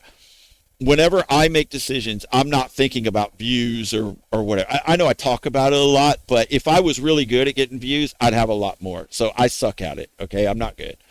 Every decision I make is wrong, and that's why I'm bringing this up, because if he would have listened to me, it would not have helped him. So even though he got beat, he still got a lot of juice from doing that for his YouTube channel. It helped him tremendously, because a lot of people that never even heard of him, because look, the way YouTube works is that you can be like watching a lot of Yami Noob videos or that type of video, and Jixer Bra stuff will never pop up in your feed. And so there was a ton of people out there that watched Yami Noob that never even heard the word Jixer Bra, never even heard of that before. It's completely separate universes or different galaxies that are not even connected. And then when you do a collaboration, it kind of creates a wormhole that ties the two universes together. And then that creates a bridge. And then when you make that bridge, then all of a sudden these new route pathways are connected from the viewers on this channel to the viewers on this channel.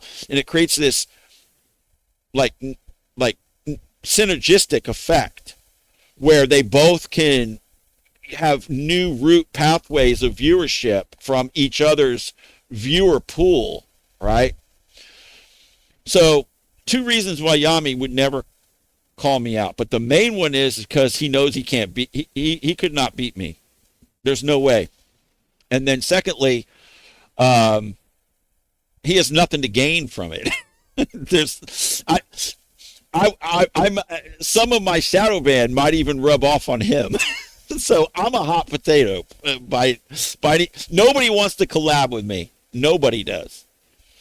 Not More Mafia, not Bryn Tuning, BT Moto. No, nobody wants to collab with me. Who else? There was somebody else too that said, no, thank you.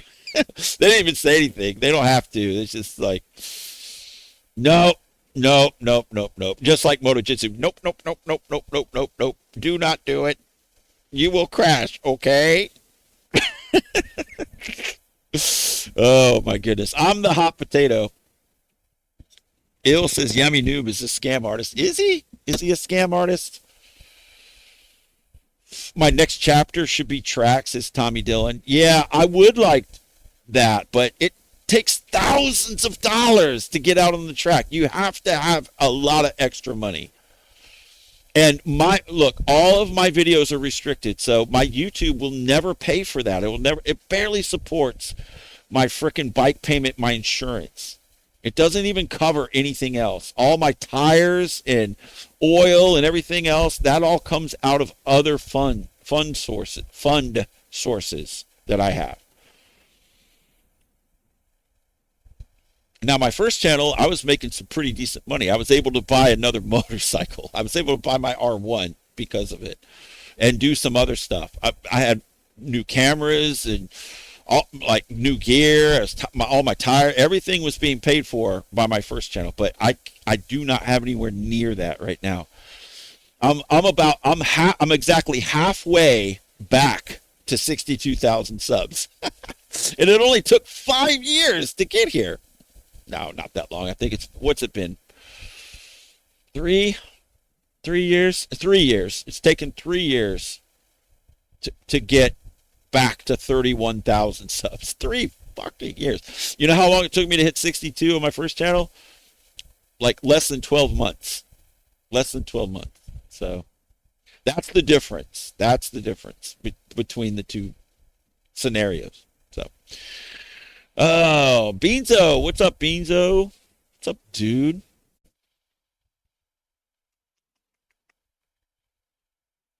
Beanzo says Yami is too YouTube friendly. He is very YouTube friendly, right?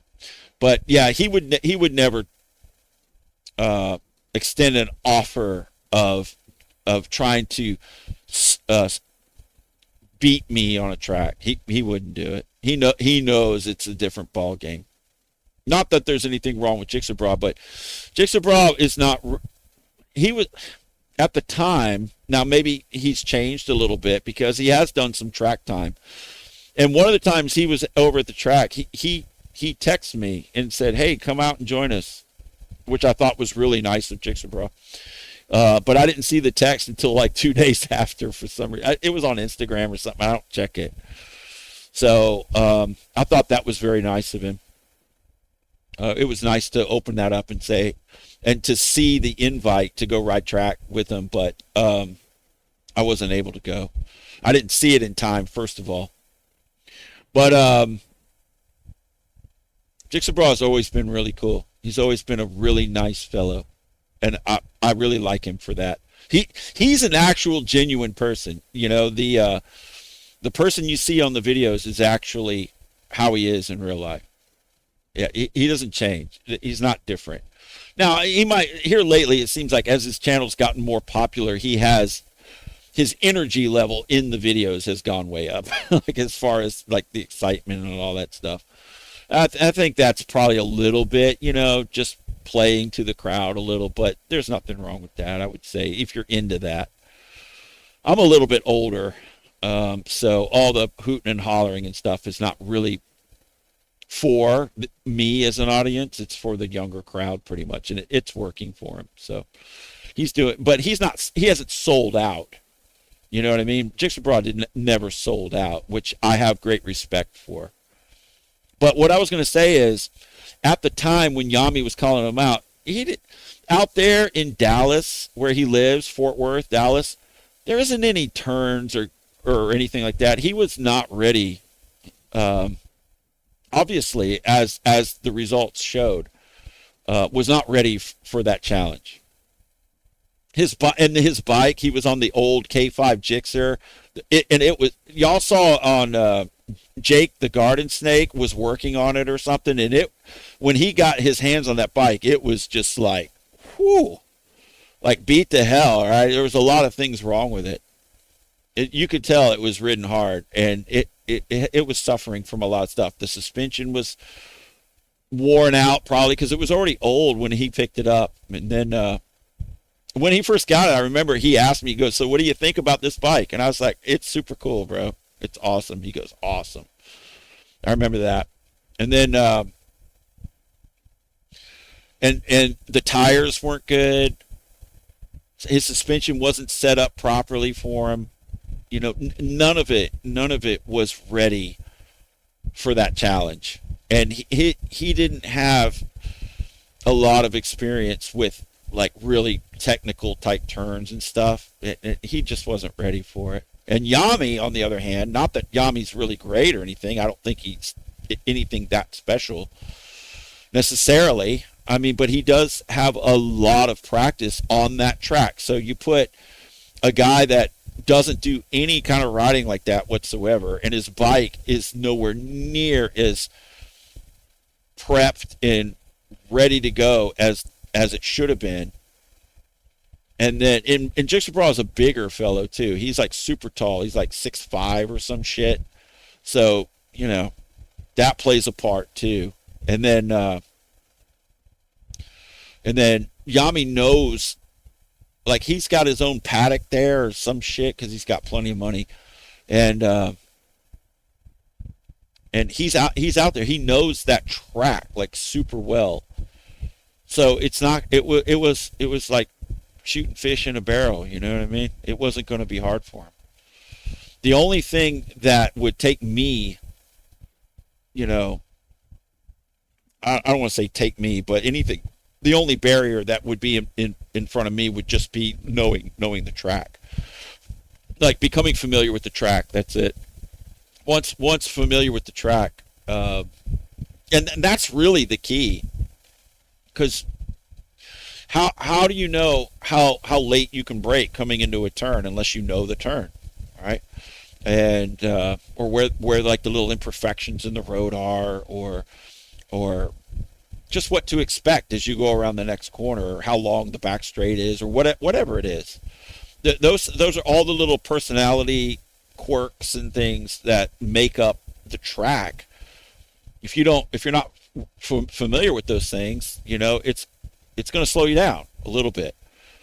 Now, if you're a really good rider and you have good adaptation ability, then you'll pick it up and you'll solve it quite quickly. But usually, it's going to take, a day or so at least of going around that track before you become really, even for a good person, become really familiar with it, I would guess. These routes that we run out here, it took months for me to really learn it really good. And I'm not a slow learner by any means. It's just that it's highly technical, and you're always just looking for the best route, just like you would do on a track. You don't know exactly perfectly where your perfect entry point is, and when to apply throttle, and how late you can brake coming into places and all that stuff. You gotta understand, no matter where you are on that track, you know exactly what's coming next at all times, like without even having to really concentrate on it. And Yami went around that track thousands of times probably by now. And then you put a guy on there oh yeah, I let him do prep. Yeah, he went around there like one session, like 8 times around the track or whatever it is. Oh yeah, you ready? Let's go. It was set up for failure for sure. And then Yami consumed his power. He consumed his power that day. Yes, he did. The little dork goober. Yep. Slayed the bra on that day. Sad as it was. Because nobody wanted Yami to win. Nobody did. Everybody was rooting for Jixie Bra, but including me. But I knew. I was like, dude, I told him, I said, man, you don't have to do that shit. But he did, because it was good for YouTube. It's good for his channel and shit, even if he got beat. Just because of the crossover, So that's how it went. Night Demon says, amazing track to go to is Palmer Motor Speedway. I've never even heard of that. I don't know where it is, but I'll take your word for it.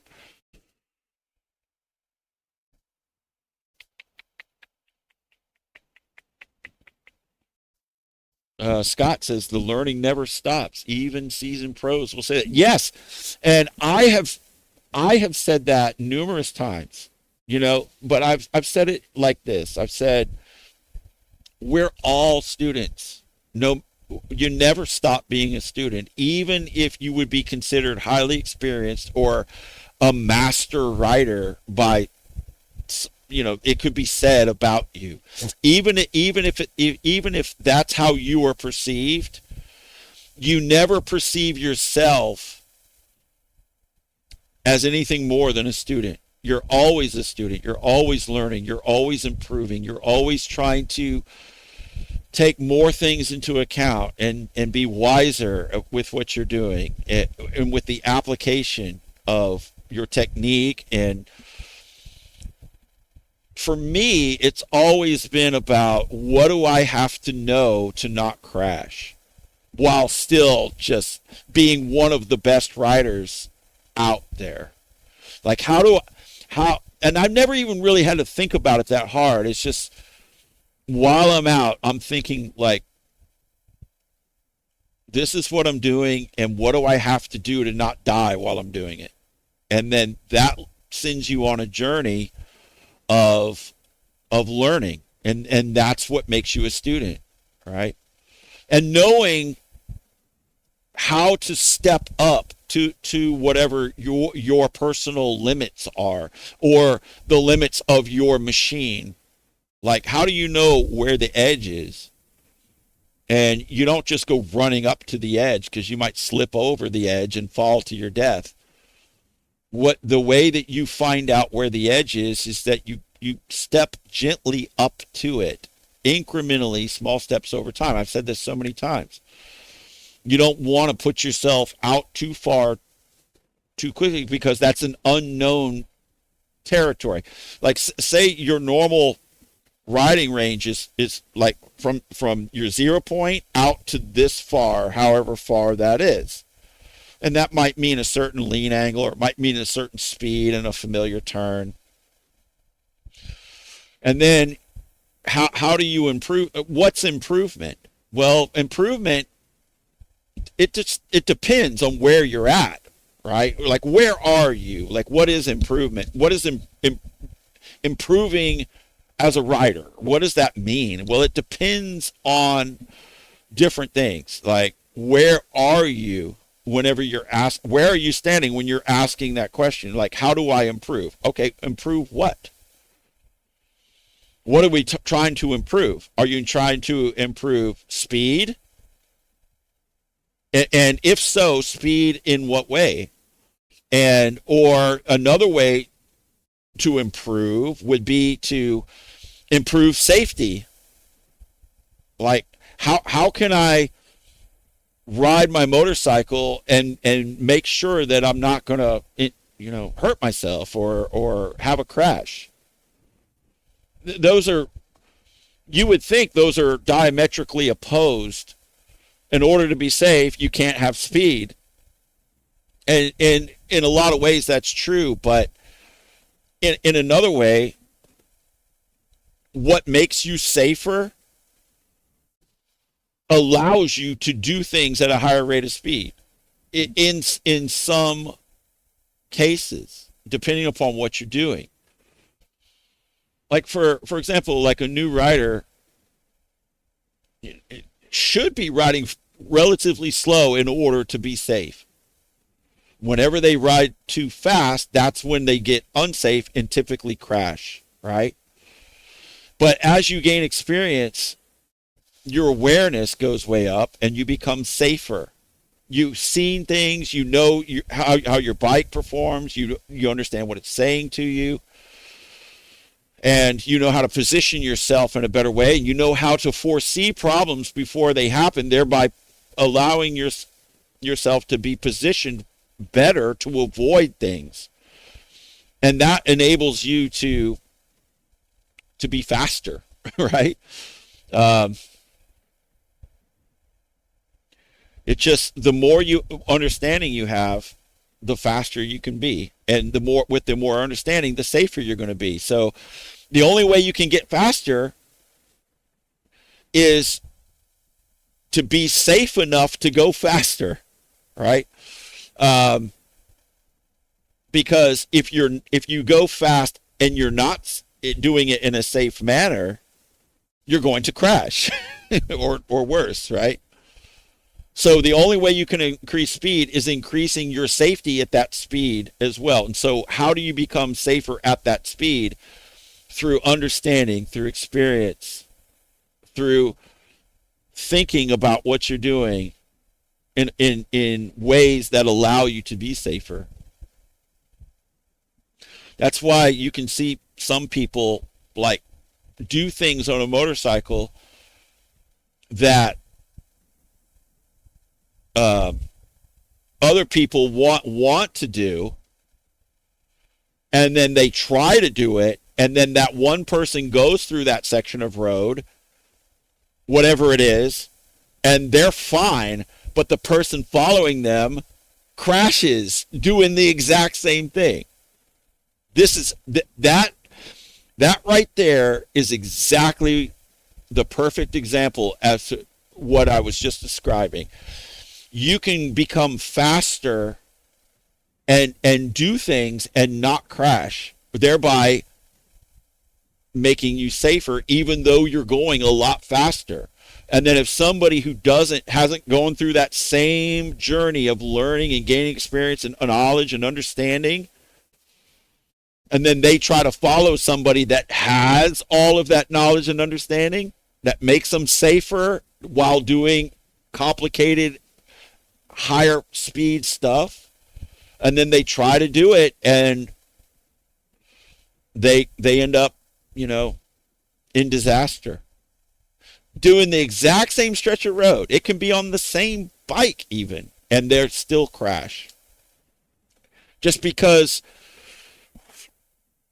it's now, given all things are equal, as long as the bike, there's nothing wrong with the setup of the bike. It could be on a different bike, but say it's on a Triple R Fireblade and somebody's on a ZX10 or a Duck or whatever, but there's nothing wrong with any of the bikes. And they can all go through a turn or whatever equal, they could all perform the turn at 130 miles per hour, whatever it is, just as an example. But you put different riders, and you could have all the same bike, or you can have those different bikes. It's not the bike. It's what's here. It's what's here. And how does what's here become what is necessary in order to be safe while performing these maneuvers at whatever speed or faster? It comes from knowledge, experience, understanding, wisdom, all of those things put together, and just knowing where the limit is. And then, the familiarity of being in that scenario, and therefore the comfort that comes from it's a familiar thing that you've done. That's completely normal for you. Like for example, on the ZX10 review video, I'm entering a turn at like 150 or 160 miles per hour on the ZX10, and I'm motovlogging, I'm talking, I'm going, okay, all right, she's feeling real stable. Somebody leaves a comment, I didn't even think about it, right? Somebody leaves a comment, says, just casually talking while cranked over at a high speed, or there was a comment, something like that. Like, it's just like another day, because I've been there so much. It's completely normal for me. There's no fear at all. It's complete familiarity. Even though I was on a different bike, there were certain things I was looking for. I was getting back what I was hoping to get back. Okay, we're locked in. I'm feeling what I'm feeling here. This is feeling really good, and I'm just saying, okay, this is what the experience is for me in this situation. It's completely normal. But if you take somebody else that isn't used to doing that type of thing, they're going to be like, oh, I'm not saying like losing their mind or shitting their pants or anything like that. I'm just saying that they would be a little more, like intensely focused, like in the experience itself. But me personally, I've just been there so many times. It's just like, and it wasn't even like super high speed or anything like that. So what I'm outlining here with that is what is familiar to you that's the experience giving you familiarity. And so since you've been there before, it's more of a normal thing. And anything that becomes more normal for you is just, it's going to be easier for you. It's just going to be easier because it's not unfamiliar. It's not the unknown. It has become the known. And not just the known itself, but the very well known. So you know exactly what to expect. So there is no question about what is going to happen. And if you're not familiar with doing that, there's a question like, I'm not so sure what's going to happen in this situation because you're not familiar with it. And through familiarity it makes you a lot more safe too at the same time. So something that might make somebody go wide in the turn at that speed keeps all of these things that you have with the familiarity keeps you locked into your line. Because you know what the machine is capable of, and you know what you are capable of. Because it's the familiar. It's the known. It's not the unknown. So that's how you can become faster and safer at the same time. And I'm just scratching the surface with this. There's a much more... We could get much more descriptive with technique and what's going on in the mind and all of the parameters of what the bike is doing and body position and all that stuff. There's a whole cascading level of things here that can be discussed underneath this umbrella subject. But, don't want to get too deep into it. So there's a lot more to it than that. But basically, in a nutshell, the familiar makes you safer. So how do you become familiar? You become familiar by small incremental steps of improvement over long periods of time. You don't just go out there and try to do what you see some other rider doing, and then all of a sudden you crash doing what was so easy for them. That's the difference.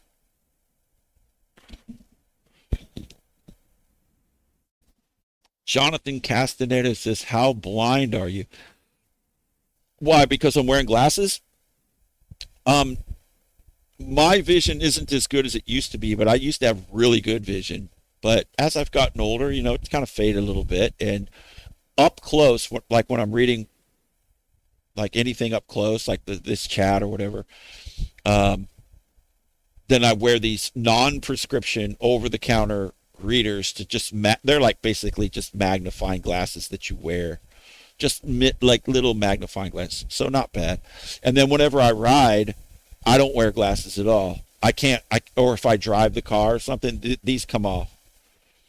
So I only wear them when I'm working or here with you guys or whatever, reading something, watching video. But whenever I'm riding my motorcycle, I don't wear glasses. So if that's what you're asking, that's the answer. That's the answer, Jonathan Castaneda.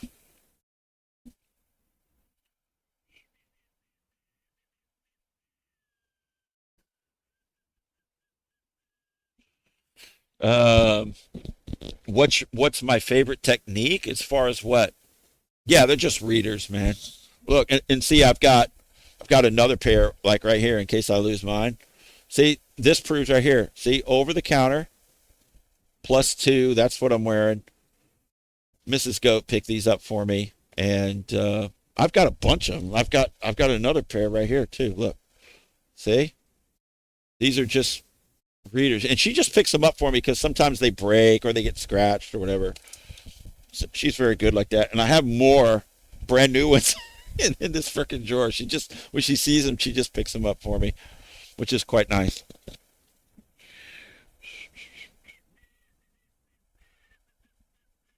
So what's my favorite technique on what? What do you mean? Night Demon says, what kind of tires do you run for high speeds at long periods of time? Well, any decent tire is going to do you fine. But I run Pirelli. I like the Pirelli Diablos. I run the Rosso 4s, non-Corsa, because they last. They grip really well, whether it's in the rain or on dry, when it's cold out or when it's hot out. And you don't have to spend a whole lot of effort to warm them up before they grip. So they last longer. They cost a reasonable price.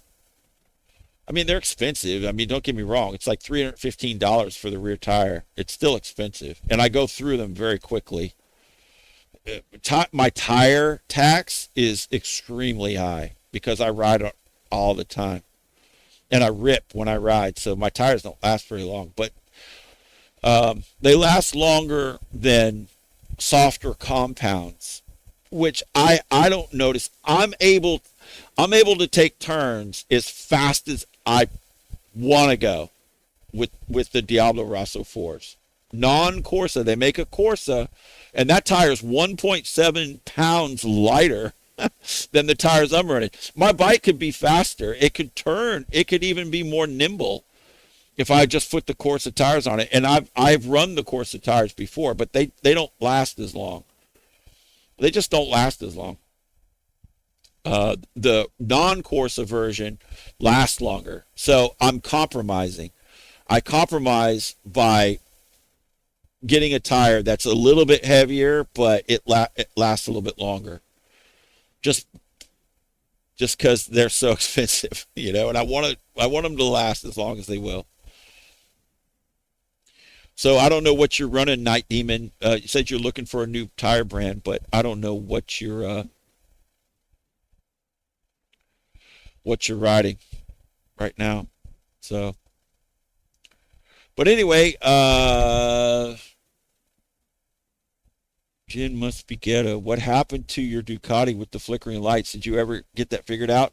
Yeah, it's a CAN bus communication error is what it is. They did the Desmo, and ever since I got it back from doing the Desmo about what is it, more than a month ago now, that light's been coming on. And it's like a connector issue or maybe a loose ground on the wiring harness or something like that. I don't think it's anything major.